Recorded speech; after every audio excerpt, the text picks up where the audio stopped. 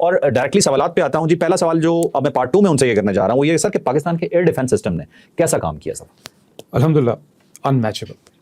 آپ انشاءاللہ دیکھیں گے کہ جب ہماری ایئر فورس کی لیڈرشپ اور قومی قیادت جب ایوارڈز کرے گی اس میں بھی آپ کو پتہ چلے گا کہ ایئر ڈیفینس کے بھی حق ان کو بھی دیا گیا اور انہوں نے اس کو پورا کیا اور انہوں نے کلیم ہے جو کہ ایوارڈ ہو رہے ہیں. کتنے ہوئے میں انہیں تک رکھوں گا. لیکن دوسرا ایئر ڈیفینس جو کنٹرولرز تھے ہمارے, میں نے آپ کو شاید پہلے بتایا کہ وہ نیند چھین تو ان بیچاروں کی تھی نہیں, لیکن انہوں نے جو پوزیشننگ کی, جو سرویلنس کی اور جو انٹیگریٹڈ آپریشنس کیے, ایک ہماری بہت اچھی کیپیبلٹی ہے. میں محدود طریقے سے آپ کو بتانا چاہوں گا کہ یہ جتنے ہمارے ایئر ڈیفینس کے سسٹمز تھے, جتنے ہمارے ویپن سسٹم تھے, جتنے ہمارے EW اور اسپیس ایسٹس تھے, ان کو ہم نے انٹیگریٹ کیا. پھر پولیٹیکل لیڈرشپ اور آرمی کی لیڈرشپ کو میں ان کو اپریشیٹ کرنا چاہوں گا. انہوں نے پاکستان ایئر فورس پہ ٹرسٹ کرتے ہوئے کہا کہ یہ سارے ایسٹس اب آپ کے انڈر. دنیا بھر میں ہر جگہ ایک سینٹرل آپریشن سینٹر ہوتا ہے, ایک سینٹرل کنٹرول سسٹم ہوتا ہے. پاک فضائیہ نے اس کو نیا نام دیا جس کا نام دیا گیا نیشنل انٹیگریٹڈ ایئر آپس سینٹر, نیوک. اس نیوک کے اندر آپ کے پاس ہر قسم کی پکچر تھی, ہر قسم کی اویئرنیس تھی, ہر قسم کا ایسٹ ڈسپلے تھا, ہر قسم کے ایسٹ کا کنٹرول اویلیبل تھا. سو ایئر ڈیفینس سسٹم کو جو ہماری ایک پروجیکٹ ہے جس کو ہم ویژن کہتے ہیں, انہوں نے کمال کا مظاہرہ کیا کہ انہوں نے انڈیجنس طریقے سے اس سارے نظام کو مربوط کیا, فیوز کیا. ٹھیک ہے. میں اور ایک خبر آپ کو دینا چاہوں گا, چھوٹی چھوٹی کنٹرول خبریں دے رہے ہیں. ہم نے جو اپنا نیوک تھا, جو نیشنل انٹیگریٹڈ آپریشن سینٹر تھا, اس کو ایک جگہ پہ محدود نہیں رکھا. ہم نے جو ایئر فورس میں کیپیبلٹیز پڑھائی جاتی ہیں, جو کیریکٹرسٹک پڑھائے جاتے ہیں, ان میں کہا جاتا ہے flexibility, as of operation, diversification. ہم نے اس کا عملی مظاہرہ کیا کہ ہم کوئی ایک جگہ پہ نیوک نہیں تھا. ٹھیک ہے. ایک نیوک یہاں ہے, ایک نیوک یہاں ہے, ایک نیوک موبائل ہے, ایک نیوک کہیں اور بیٹھا ہوا ہے, لیکن پکچر اس پہ ساری کی ساری وار تھیٹر کی تھی. اور مطلب کوئی انٹیسپیٹ نہیں کر سکتا کہاں پہ, اور تھیٹر آف آپریشن جو تھا وہ سارا آپ کے سامنے تھا. So decision making was that much easy. ٹھیک ہے. So credit goes to your fusion guys and your air defense guys. Okay ٹھیک ہے. چلیں جی, اب نیکسٹ سوال جی بہت ہی امپورٹنٹ ہمارا. ملک صاحب یہ بتائیے گا کہ اگر یہ سیز فائر نہ ہوتا, ہم نے دیکھا کہ 10 کی رات ہم نے مطلب ساری رات ہی جاگ کے گزاری پورے پاکستان نے. وہ تو اس طرح سے ہے کہ پاکستان جب میزلس فائر کرتا ہے, جب پاکستان کی ایئر بیسز کو اٹیک کیا جاتا ہے, مسلسل جارحیت ان کی جاری تھی انڈیا کی, اور اس کے بعد ہمارے پاس خبریں آنی شروع ہو گئیں کہ 26 ٹارگیٹس جو ہیں وہ پاکستان نے ہٹ کر دیے ہیں وہاں پہ, شاید مور دین 26 آپ کے پاس انفارمیشن ہوگی. ٹھیک ہے. اور اچانک جو ہم لوگ اس وقت نہیں سوچ رہے تھے کہ ایسا ہوگا کہ ان کا فورن آفس آتا ہے, ساتھ وہ کرنل قریشی آتی ہیں اور وہ کہتے ہیں کہ اگر پاکستان سیز فائر کرنے کو تیار ہے تو ہم بھی تیار ہیں. تو سمجھتا ہوں میں آ گیا کلیئر کٹ کہ بھائی اگر وہ ریٹیلیٹ نہیں کر رہے تو اس کا مطلب ہے کہ شاید بس ہو گئی ہے.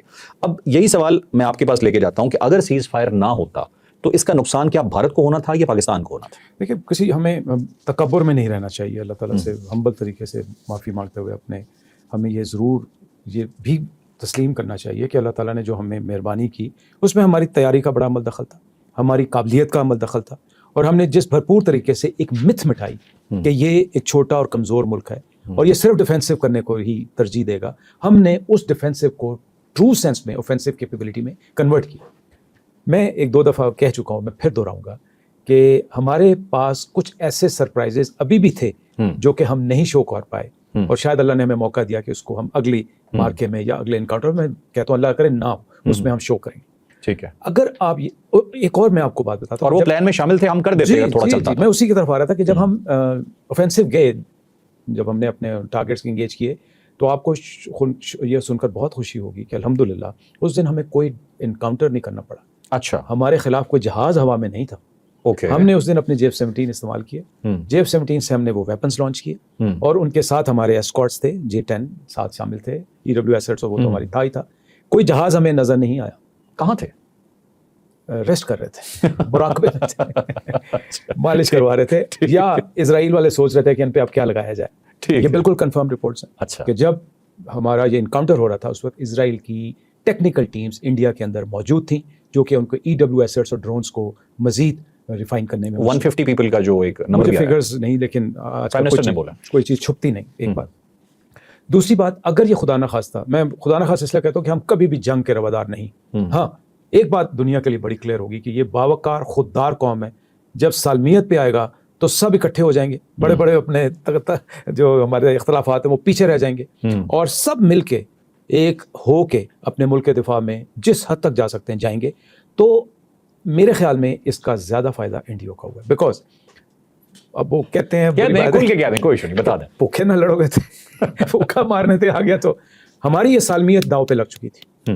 ہمارے ہاں تھریش ہولڈ یہی ہے کہ جب ہمارے ملک کے اندر ہمارے معصوم بچوں کا, معصوم شہریوں کا بے گناہ خون بہے گا تو پھر ہمارے لیے کوئی تھریش ہولڈ نہیں. تو میرے خیال میں اس میں انڈیا کا فائدہ تھا. انڈیا نے اس کو ریئلائز کر لیا اور مختلف فرنٹس پہ, یہ تو دنیا نے خود مانا ہے, انہوں نے اپروچ کر کے اس کو جنگ بندی کی طرف لے گئے. تو اللہ تعالیٰ کی مہربانی کہ انسانیت کا نقصان نہیں ہوا, ورنہ پاکستان ایئر فورس اور پاکستان آرم فورسز ہر لحاظ سے تیار تھے. اور ابھی ہمارے جو انسنگ ہیروز ہیں نیوی والے, ان کا بھی ایک رول ہے جو کہ ابھی تک اس طرح انفولڈ نہیں ہوا تھا. تو یہیں سے بات کر لیتے ہیں, بتائیں نا ذرا کیا رول تھا. آپ کو پتا ہے کہ ہندوستان کا بڑا زون تھا اپنے کیریئر کے اوپر. انہوں نے کیریئر کی موومنٹ بھی شروع کی. وکرانت, جب وہ کیریئر آنا شروع ہوتا ہے تو ان کو 2 تھریٹس ملتے ہیں, ایک پاکستان نیوی سے ملتا ہے, ایک پاکستان ایئر فورس سے ملتا ہے. پاکستان نیوی کے جو ماشاء اللہ جو EW ایسٹ تھے اور جو ریکانسنس ایسٹ تھے, ان کو کنٹرول کرنا پڑ رہا تھا. اچھا, وہ اس کی پوزیشن رپورٹنگ کے لیے اور ان کو تھریٹ کرنے کے لیے اوپن سی میں ڈیپ سی جا رہے تھے. اچھا, اور پھر جب آپ کی J-10 کی صلاحیت آ گئی تھی تو ہمارے الحمدللہ, میں جہازوں کا نام لے لوں گا, کچھ جہازوں پہ ایسی صلاحیت تھی کہ وہ جس رینج میں آنا چاہ رہے تھے اس کے اوپر ان کو اٹیک کرنا ہمارے لیے مشکل نہیں تھا. اوکے ٹھیک ہے. تو اگر وہ کوئی کوشش کرتے تو دے ول بی ڈراؤنڈ. اوکے, یہ تو آپ نے ایک اور خبر بتائی ہے. ٹھیک, چلیں ایک میں آپ سے چیز یہ پوچھنا چاہتا ہوں کہ کیا بھارت دوبارہ کوئی ایسی حرکت کرے گا؟ اس کے پیچھے کچھ محرکات ہیں کہ جس طرح کے وہ بیانات دے رہے ہیں ان کی قیادت کی طرف سے کہ ہم نے پاکستان کو آبزرویشن پہ رکھا ہوا ہے, ہماری رگوں میں جی وہ مودی صاحب کہتے ہیں جی گرم سندور دوڑ رہا ہے, اور وہ کبھی کہتے ہیں کہ پاکستان کے نوجوان باہر آئیں اور اسے ختم کریں, روٹی کھائیں نہیں تو میری گولی کھائیں. مطلب اس طرح کے گھٹیا قسم کے بیانات ایک لیڈرشپ کی طرف سے آ رہے ہیں اس جنگ کے بعد. منہ کی تو انہوں نے کھا لی, لیکن ابھی بھی یہ سب کچھ جاری ہے. آپ کو لگتا ہے کہ انڈیا کیا دوبارہ ایسی حرکت کرنے کے بارے میں عنقریب سوچ سکتا ہے؟ دیکھیں, میرے خیال میں ہمیں اس سوچ کو فی الحال نہیں لینا چاہیے. ہمیں اپنی اسٹریٹجی خود ڈیفائن کرنی چاہیے. ہمیں اپنے ڈپلومیٹک فرنٹ پہ بڑا فورسفلی جانا چاہیے. ہمیں اپنے بیانیہ کو OIC یونائٹڈ نیشنز کے پاس لے کے جانا چاہیے. حالانکہ یونائٹڈ نیشنز کا رول کچھ نہیں, بڑی بدقسمتی کہ OIC بھی وہ افیکٹو رول نہیں کر پاتی جس کی ہمیں اس سے توقع رکھنی. ہم تو ہر کسی کے مسئلے کا حل کرنے کے لیے پاکستان دوڑ پڑتا ہے. بدقسمتی یہ ہے کہ ہمارے مسئلوں کے لیے ہماری سائڈ لینے کے لیے یہ لوگ تیار نہیں ہے. But that should not discourage you. So you must put up your point of view across the horizon and to everybody and in various sector. میں تو کہتا ہوں آپ کے دانشمند, آپ کے پڑھے لکھے لوگ, آپ کے اکیڈیمین, آپ کے تاجر لوگ جو اکنامک اورینٹیشن کے لوگ ہیں, آپ کے پولیٹیشینز ہیں, یہ لوگ جائیں اور دنیا کو بتائیں کہ ہم امن چاہتے ہیں, امن کرتے رہیں گے اور امن کے لیے پریکٹس کرتے رہیں گے.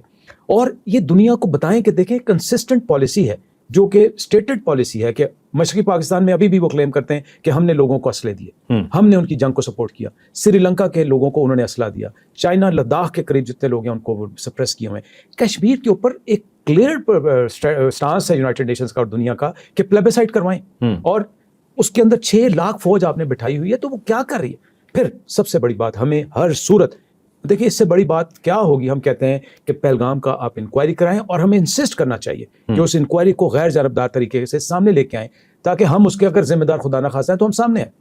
تو یہ کرنے کے بعد میرا نہیں خیال کہ ہمیں اتنا بھی ڈرنا چاہیے کہ ہندوستان یہ کرے گا, ہندوستان وہ کرے گا. بالکل ٹھیک ہے, وہ ایک زخمی درندہ ضرور ہے, جنونی ان کی لیڈرشپ ہے. اکتوبر میں ان کے الیکشن ہونے ہیں. انہوں نے آج تک الیکشن میں ایک ہی بیانیہ دیا ہے کہ Pakistan anti Pakistan anti Pakistan, proxy war آج تک وہ لڑتے رہے. تو ہمیں اس چیز کو اسی طرح ٹیکل کرنا چاہیے کہ ایک تو دنیا کو ان کا چہرہ دکھائیں, اور دوسرا بالکل تیار رہیں, اپنے پاؤں زمین پہ رکھیں, اللہ سے عاجزی سے مانگیں. جو ہو گیا اللہ نے ہمیں جو کرم کیا, اب میرے خیال میں, میری ہمبل رائے میں, اب شادیاں بتانے کم کر دیں. دنیا نے دیکھ لیا, قوم میں پراؤڈ ماشاء اللہ اعتماد آ گیا, قوم کو ہماری صلاحیتوں پہ اعتماد آ گیا. اب ہمیں تیاری کرنی چاہیے. یہ وہ مکار دشمن ہے جو کہ دیکھیں دنیا میں چیزیں ایسے نہیں بنتی, منہ میں بغل میں چھری منہ میں رام رام, یہ ایسی کہاوتیں ہیں, یہ دنیاوی کہاوتیں, یہ وہ بیسڈ آن سرٹن فیکٹس ہے. جو ان کا لیڈر تھا وہ 1946 میں جس کی ڈیتھ ہوئی, آپ کو یاد ہوگا, وہ ہٹلر کے ساتھ ملنے گیا. اس نے ہٹلر کی آئیڈیالوجی اپنایا اور ہٹلر کی سیکٹری سے شادی کی. اس کا فالوور بال ٹھاکرے بنا, اس کا فالوور مودی ہے, اس کے منکیز اجیت دوال اور جے شنکر ہیں. یہ کبھی بھی یہ مکاریت سے عیاری سے باز نہیں آئی. اصل ملک صاحب میں صرف یہ جاننا چاہ رہا ہوں اس چیز کے اندر کہ پاکستان نے اچھا خاصا جواب کیا دیا, ان کی اچھی خاصی پٹائی کی. اب وہ اپنے دشمن کی, مطلب ہماری, وہ جانتے ہیں کہ اسٹرینتھ کیا ہے. تو آپ کو یہ لگتا ہے کہ یہ سب کچھ جاننے کے بعد ان قریب دوبارہ آنے کی کوشش کر سکتے ہیں؟ مجھ سے اگر آپ ذاتی خیال پوچھیں تو ہمت نہیں کریں گے. ٹھیک ہے, میرا ذاتی خیال ہے, لیکن میں پھر بات یہ کہہ رہا ہوں کہ آپ کو تیار رہنا چاہیے. ہاں تیار تو بالکل ہے, لیکن میرے ذاتی انالیسس کے مطابق جتنی کاری ضرب لگ چکی ہے وہ ٹرافی جیتنے کے چکر میں ضرور ہے, لیکن اس کو دنیا نے دیکھ لیا, مکروہ چہرہ دیکھ لیا, اور دنیا نے اکیلا بھی چھوڑ دیا. آپ کوئی ساتھی نہیں ہے, جنہوں نے پالا تھا وہ بھی ساتھ نہیں تھے. سو اب تھوڑا سا اس کو بھی تیار ہونا پڑے گا کوئی شرارت کرنے کے لیے. ٹھیک ہے. अच्छा, अब नेक्स्ट क्वेश्चन इसी के ऑपोजिट है जी, बिल्कुल वो मलिक साहब ये बताइएगा कि पाकिस्तान की पॉलिसी टुवर्ड्स भारत पहले डिफेंसिव रही कि हमने कहा जी हम अमन के ख्वाह हैं, लेकिन हमारी अमन की ख्वाहिश को उन्होंने कमजोरी समझना शुरू कर दिया। अब होता है कि डीजे इस प्यार से भी कह रहे हैं कि अगर आप हमारा पानी बंद करेंगे तो हम आपकी सांस बंद कर देंगे, ठीक है। अब वो कहते हैं कि दोबारा आना है तो आ जाओ, देख लेंगे आपको। और यकीनन ये सब कुछ देखने के बाद हमें भी ये लगता है कि हमारी पॉलिसी में भी एक शिफ्ट आया है। अब हम भी वैसे नहीं है, अब ये तो नहीं है कि क्या भारत को हमसे डरने की जरूरत पड़ गई।